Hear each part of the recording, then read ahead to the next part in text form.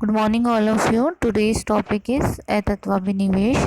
ठीक है, अतत्वाभिनिवेश जो है इसका आचार्य चरक ने अपस्मार जो अध्याय है चरक चिकित्सा स्थान अध्याय 10 उसमें अपस्मार के बाद जो है अतत्वाभिनिवेश का उल्लेख किया है।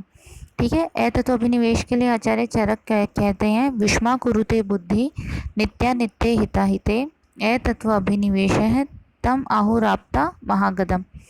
ठीक है, यानी अतत्व अभिनिवेश जो है वह व्याधि है जिसमें रोगी जो है नित्य को अनित्य और अनित्य को नित्य, ठीक है, हित को अहित और अहित को हित समझता है।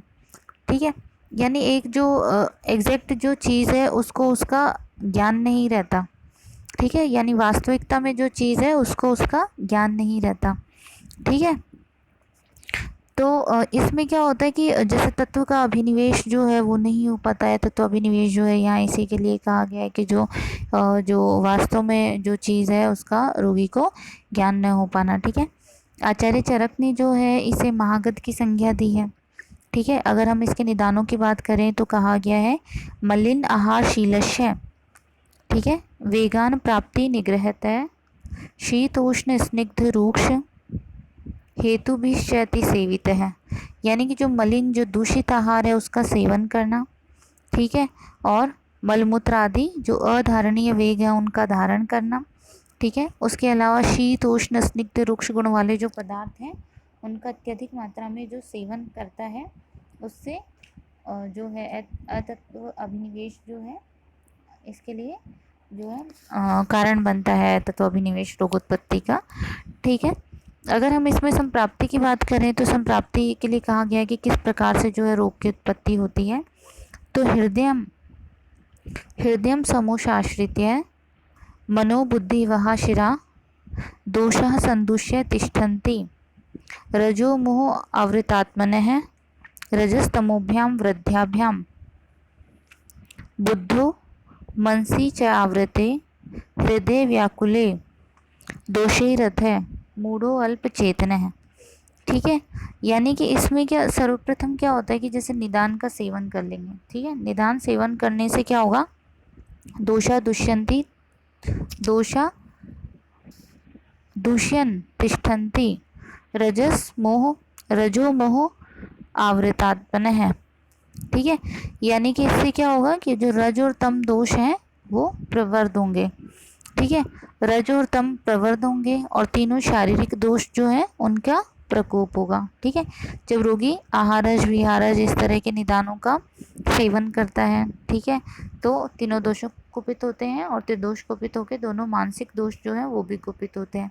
ठीक है, तो ऐसी कंडीशन से क्या होगा कि मन जो है वो किससे आवृत होगा, मन जो है रज और तम से, रजस तमोभ्याम वृद्ध्याभ्याम बुद्धो मनसी से आवृते। ठीक है, इससे क्या होगा कि मन जो है वो दोषों से आवृत हो जाएगा। ठीक है, और ये जो होता है मनोवय और बुद्धिवय शिराओं से दोष गमन,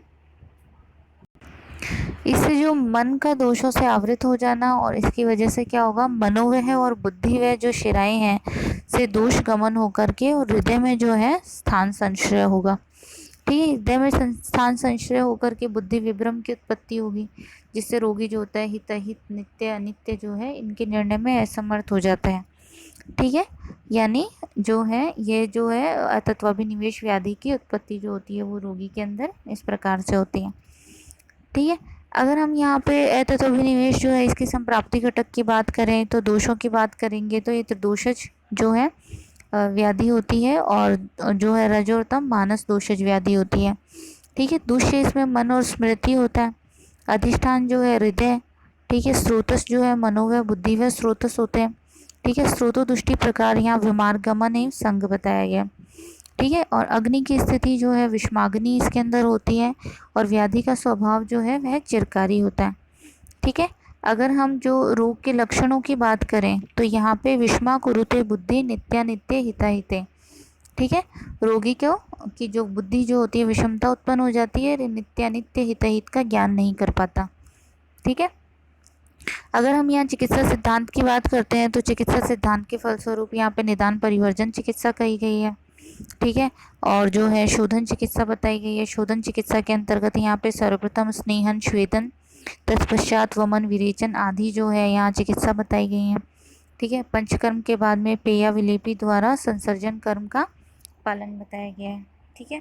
शमन चिकित्सा देखें तो संशोधन के पश्चात रोगी में मेधा, ठीक है, शक्तिवर्धक चिकित्सा एवं आहार विहार जो है वह देना चाहिए। ठीक है। और सत्वावजय चिकित्सा यहाँ कही गई है, जैसे मनोअनुकूल जो है आश्वासन देना, सत्ववादी धार्मिक और आप्तजनों द्वारा रोगी को सत्व विज्ञान, धैर्य, स्मृति और समाधि संबंधी जो है ज्ञान देना। दैवोपाश्रय चिकित्सा बताया है, जिसके फलस्वरूप मणि, औषधि धारण, मंत्र पूजन, हवन, जप इत्यादि का युक्तिपूर्वक जो है प्रयोग बताया गया है।